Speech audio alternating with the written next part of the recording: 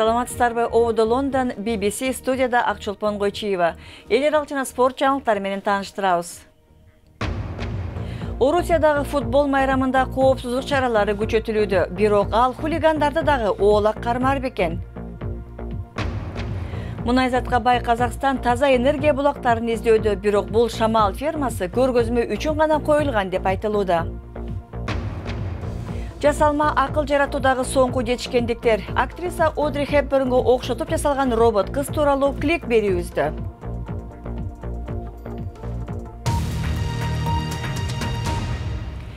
Эми жайда Орусия футбол боюнча дүйнөлүк чемпионатты өткөрөт. Футбол салтына ылайык эртең конфедерациялар кубогу башталмакчы.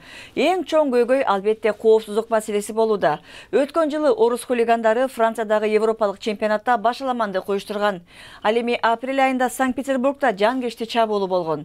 Орусия деги даярбы? Россиялык көрмандар футбол менен ооруп калды.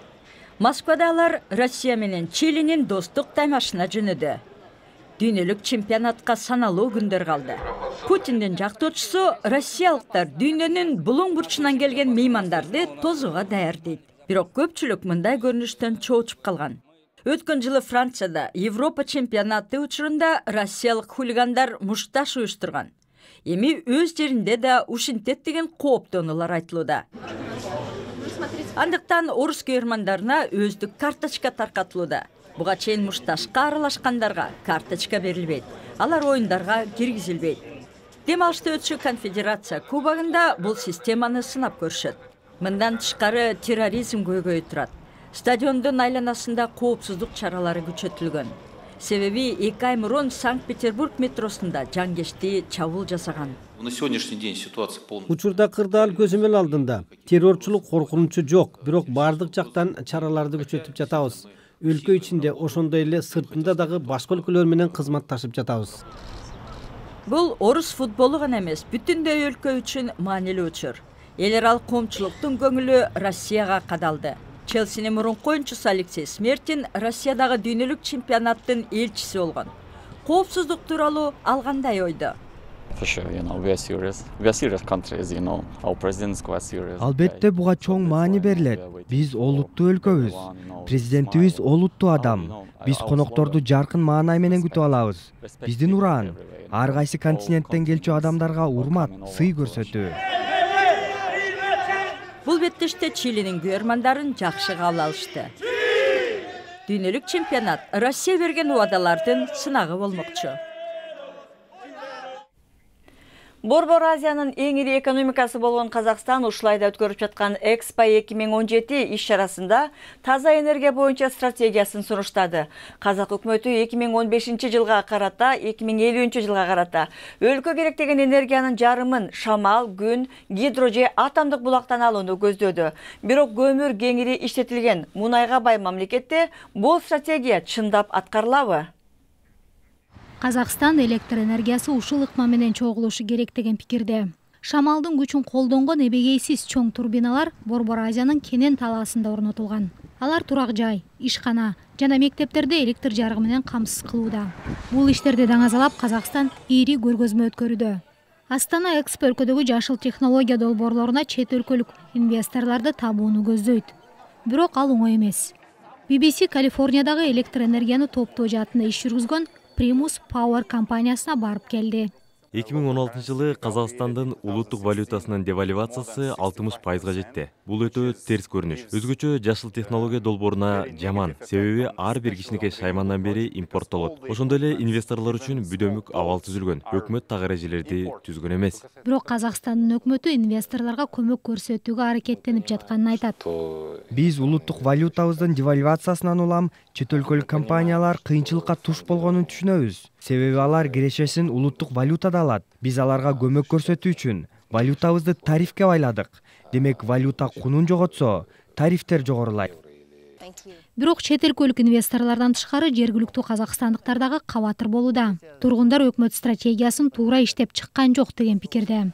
Арине көптөр аны ачык айтуудан кооптонот. Алар Астананын айланасына бир нече шамал турбиналарын курушту. Эмнеге башка аймактарга курган жок? Эмнеге карапайым калк жете алгыдай арзаныраак жолдорун караштырбайт? Чынында өкмөттүн долбоору жергиликтүүлөрдүн турмушун өзгөрткөн жок. Казакстандыктардын 80% арзан болгондуктан да эле көмүр колдонуп келет. Сиздер көрүп жаткан BBC эми күндүн башка кабарларын көрөлү. Германиянын мурунку канцлери Гельмут Коль 87 жашында дүйнөдөн кайтты.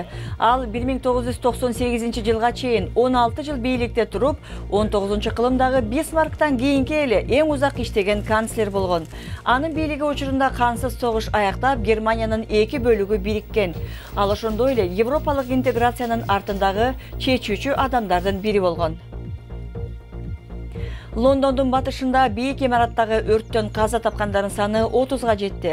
Дали көптөгөн кишилердин дайыны табыла элек. Канча киши белгисиз экенин аныктоо татаал болууда, дейт полиция. Королева Елизавета жана принц Уильям өрттүн айынан убактылуу жайга көчүрүлгөн кишилердин акыбалын көрүп келишти. АКШ президенти Дональд Трамп FBI'дын мурунку директору Джеймс Комини кызматтан алганы үчүн өзү дагы тергөөгө алынып жаткандыгын билдирди. Твиттер аркылуу Трамп 2016 жылдагы шайлоого Орусия кийлигишкенби деген маселени атайы прокурор иликтегени саясий куугунтуктоо экенин дагы бир жолу кайталады. Эфиопиянын чыгышында археологдор байыркы шаарды табышты. Ал биздин замандын 10-кылымына таандык деп болжонууда. Бул шаар Сооданын борбору болушу мүмкүн. Анда Танзаниянын түштүгү менен Сомалиде табылган сыяктуу 12-кылымга таандык мечиттин орду да бар экен. Бул табылга Африканын мусулман коомчулуктары өз ара байланышта болгонун тастыктайт. София аттуу робот кызды көргөндөр аны Одри Хепбернге окшоштурушат. Анткени ал чындап эле актрисанын келбетине негизделип жасалган. Ал азыр адамга таандык көп нерселерди үйрөнүүдө. Бул жана башка технология жаңылыктары клик берүүбүздө. Үйүңүздө робот жашаса кандай болот эле? Биз сизге адамсымал робот Софияны сунуштайбыз. Ал жасалма акыл колдонот. Сиз менен сүйлөшүп, сөзгө жараша, жүзүн 60 башка түргө өзгөртөт. Бул роботту бир жерден көрдүм эле деп жазсаңыз, ал атактуу актриса Одри Хепбернге окшош жасалган. Бирок кино темасына кайрылам десеңиз, жакшылап даярданып келиңиз. Эгерде компьютердик оюн жабдыктарыңыз жакшы иштебейт деген пикирде болсоңуз, MacBook DIY жарак жабдыгы балдарга өзүнүн электрондук жабдыкты курап чыгууга үйрөтөт. Чынында айтылган ыкманы колдонуп, жабдыгыңызды каалагандай кылып жасап алсаңыз болот.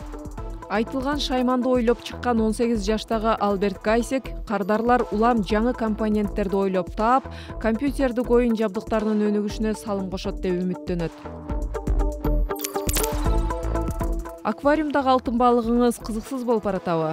Технология өнөрпозу Нил Мендоза үй шартында багылган балыктардын күнүнө боек кошкондой.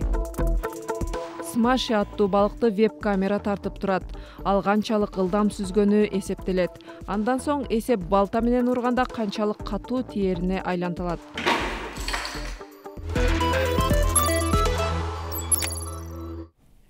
Эми спорт жаңылыктарын көрөбүз. Джордан Пикфорд 32 миллион долларга Сандерлендтен Эвертонга өтүп, Британ тарыхындагы эң кымбат дарбазачы болуп калды. Эвертон ошондой эле Аякстын капитаны Дэви Классенди 30 миллион долларга 5 жылга алды. 2011 жылы Аякста ойногой баштагандан бери голландиялык Классен 163 оюнда 49 жолу гол киргизген. Реал Мадриттин жылдызы Криштиано Роналду салыктан качты деген айыптарга капа болгонун жана клубтан кеткиси келип жаткандыгын билдирди. Испан прокурорлору аны 2011 жылдан 2014 жылга чейин миллиондогон доллар салыкты төлөгөн эмес деп айыпташты. Роналду бул айыптарды четке кагууда. Жаңылыктардын соңунда ушул дем алыш күндөрү даниялыктар кандай көңүл ачарын көрсөтө кетели. Үйлөтүлгөн кит, аюу жана башка жаныбарлар дүйнөдөгү эң ири кайт көргөзмөсүнүн бир бөлүгү. Бул жерге ышкыбоздор 25 миңдей ар кандай түрдөгү кайттарды алып келишкен. Айрымдары укмушта жасалыптыр. Дем алыш күндөрү көңүлдүү өтсүн.